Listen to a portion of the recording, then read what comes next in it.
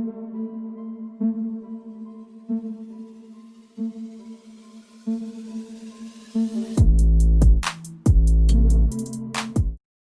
up, nation? Welcome to another edition of the WiseTake NBA DFS Early Look. CK013 here. You can find me on Twitter at CK_013. And I, of course, am from WiseTake Nation, which you can find on all the social media platforms listed below or directly at WiseTake.com if you're looking to take your DFS game to the next level. Go check us out. Day Pass is available, $2.50, all it costs. Get access to my projections, FanDuel and DraftKings, cheat sheets, score plays, Pauly D's fast break, and more. Of course, our pre-lock show, which we do Monday to Friday. We go live 45 minutes prior to lock, and we take you up until lock to make sure we can update any news that comes out prior to lock, and also give our assessment after we've had as much news as possible. Been out for a little while. Appreciate those of you who showed some patience. But I was out due to the birth of my first child. So extremely happy for myself and my wife. Extremely happy for where the nation is heading. It's a beautiful thing. So again, apologize for not being around. For the last few days, we cut short on the Early Look show. Didn't do Wise streams for most of last week, but had some big shit going on. Bigger shit. Couldn't be more ecstatic about it. That being said, we are back. Turning to the regular full schedule and expected to continue business as usual. Shout out to Pauly D.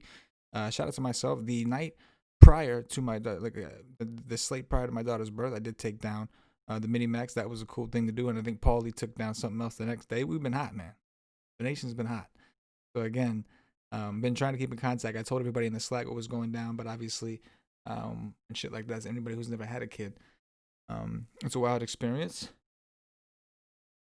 And you know, you got to put things in priority. For me, that's family. But we're back. We're doing the dirty, and it's time to start with this slate. So obviously it's a holiday, so we got a bunch of games.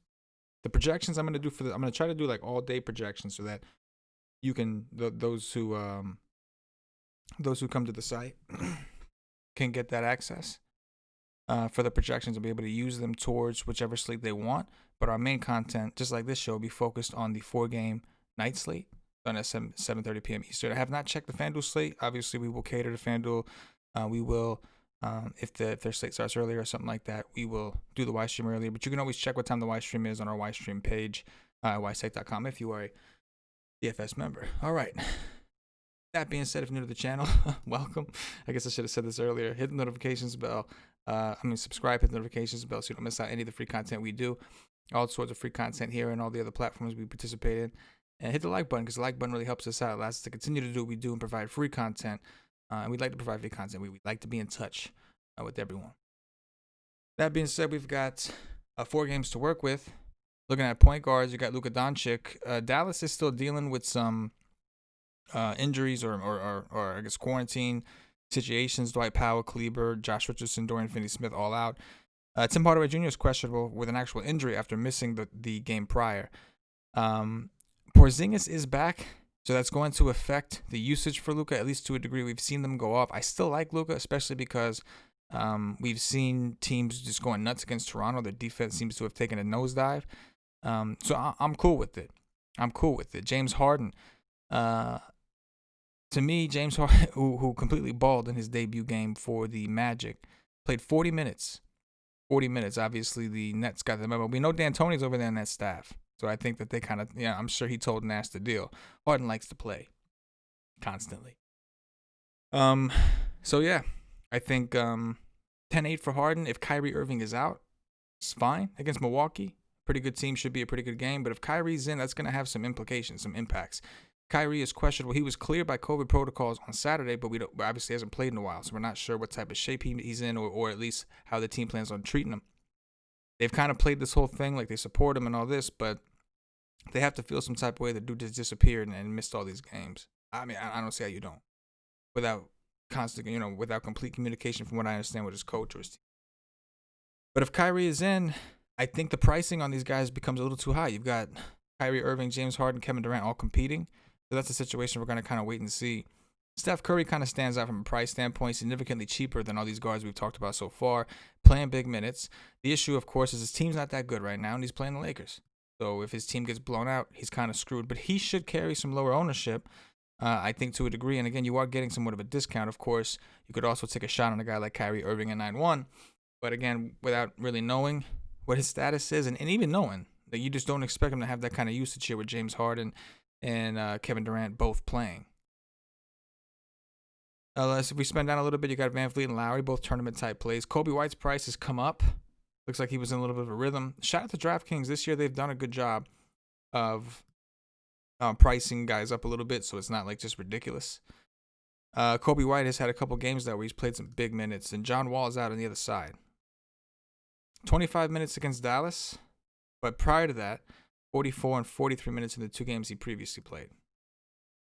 So I know the Bulls, they went through some COVID protocol situations. We'll have to see who's available and how that impacts certain players. But I think we can at least take a look at him in tournaments. But nothing that he's not someone that exactly like stands out, right? Doesn't stand out a whole ton. The Brooklyn situation, again, going to get much more complicated for guys like Bruce Brown and these other dudes trying to find time, trying to find usage. The usage is going to be hogged a ton. Don't see a ton for value that stands out to me. Obviously, with all these guys coming back, it just kind of makes things less interesting. Eric Gordon, I guess I should mention, right? He's probable. 5,200 seems kind of cheap for the expected role that we expect him in with no John Wall. No Clemens, no Dante Exum, no John Wall. They were relying on McLemore, Sterling Brown, David Nwaba, and the only one that really impressed from all these guys that got extra on was really Tate. So I think Eric Gordon is a strong play, assuming he's not going to be on any type of restriction. He's probable. He had a 2-game absence. And again, Oladipo, the new addition on the team, is dealing with some injury situations of his own, right? But yeah, I think Eric Gordon, love it. 5'2", too cheap. He's the one that stands out the most from a price standpoint. I do like that. He's probable. We're assuming he's playing. Going over to shooting guard, Zach LaVine certainly didn't play for tournaments. You could see the role he was on. 59, 66, 55 DraftKings points. Looks like he kind of ran out of gas against Dallas a little bit. Only took 8 shots, but expect him against Houston to be there. We know the usage has been phenomenal for him this year.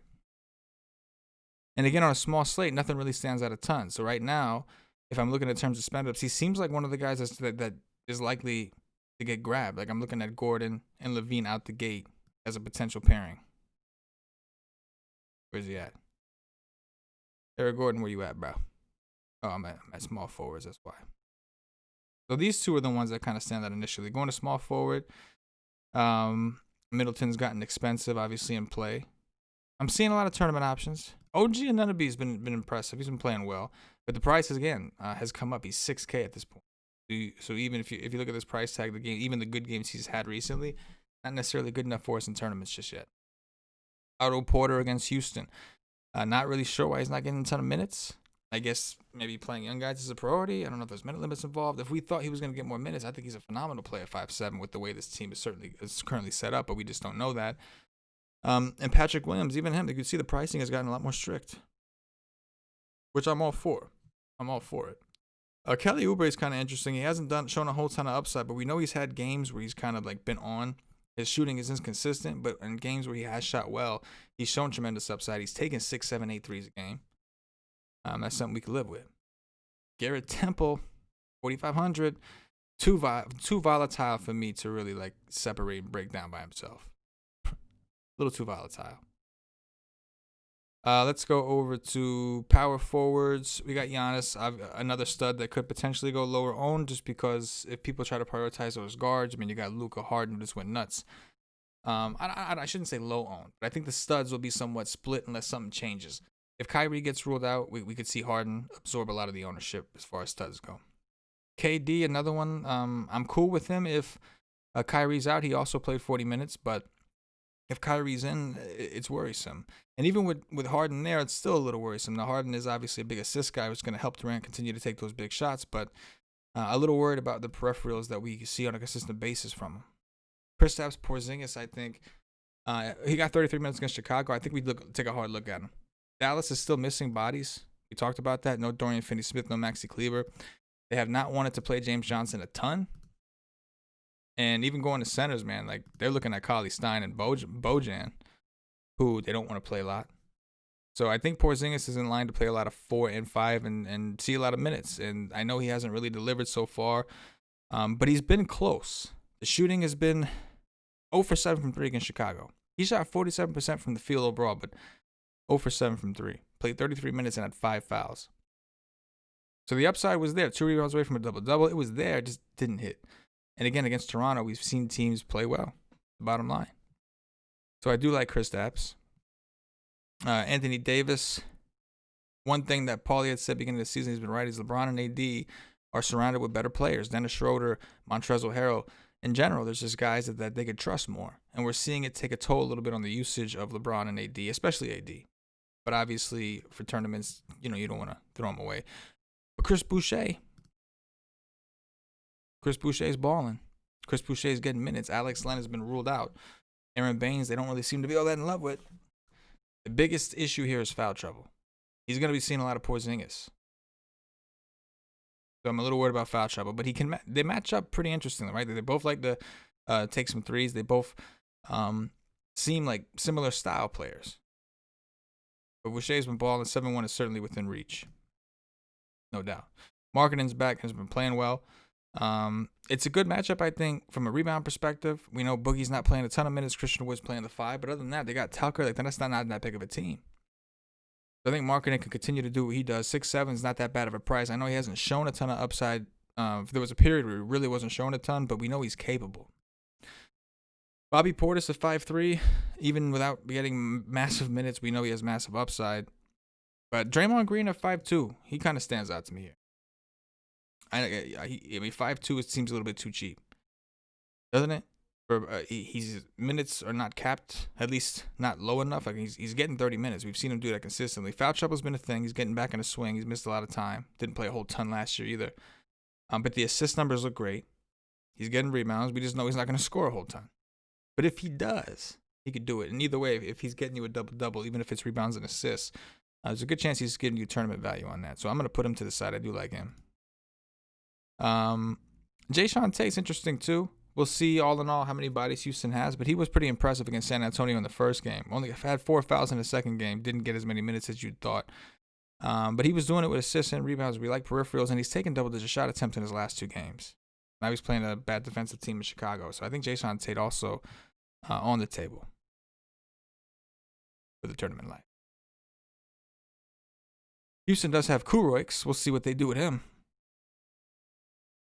Looks like he did play 21 minutes against San Antonio. Didn't play well.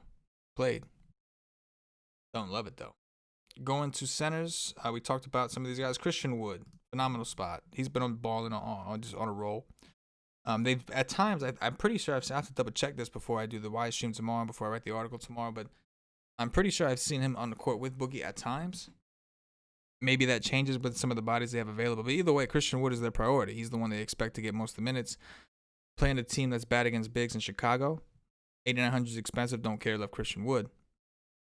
Yes, I do. Wendell Carter Jr. has been playing better. 6'5" is not a comfortable price tag for a player like him, especially going up against Christian Wood and even Boogie Cousins. But he's there, I guess.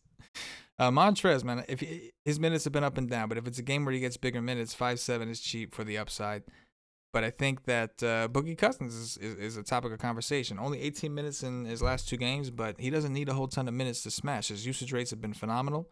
And again, Chicago was terrible against bigs. Now, we saw against San Antonio, the second game, he could be a little disappointing, but I think in tournaments at least, we still need to consider him. And I'm not against playing him and Wood together because I think Boogie is pretty set around 18 minutes when Christian Wood is available. And they're both in the smash bag, the bigs against Chicago. So I think they're both on the table for sure in JPP life. But I would prioritize Christian Wood, I think, at the position, to be quite frank. And I think And it's going to do a Wiseman. Okay, good. Yeah, I meant to talk about Wiseman. We've seen his minutes start to creep up. 5 fouls against the Pacers, 4 against Denver, but still played 26, 27 minutes. That's what we've been looking for. 4-6 is too cheap for this guy's upside. Foul trouble is an issue. He is playing. He's going to see some Anthony Davis on that court, Montrezl Harrell, all these guys that are somewhat aggressive. But that price is really low for Wiseman. And I think that we want to keep an eye on him because we know he has massive upside when he gets the opportunity to get unleashed. Pretty good little 4-game slate. It's going to be some fun. So again, at WiseTake.com, I'll have the projections. I'm going to try to have them for at least the 2, because I know DraftKings has like our afternoon slate. I'm going to try to get like all-day format, and I update them to all throughout the day and all that. You can download them. If you upload them to whatever optimizer you like to use, usually you can determine the slate, but at least you have all the numbers there. And don't forget, business back to usual. Enjoy your holiday. If you are off, enjoy it. Spend it with family. And spend it at the WiseTake Nation in between, where we try to conquer the DFS world nightly. That's going to do it for myself, the entire WiseTake Nation. As always, good luck.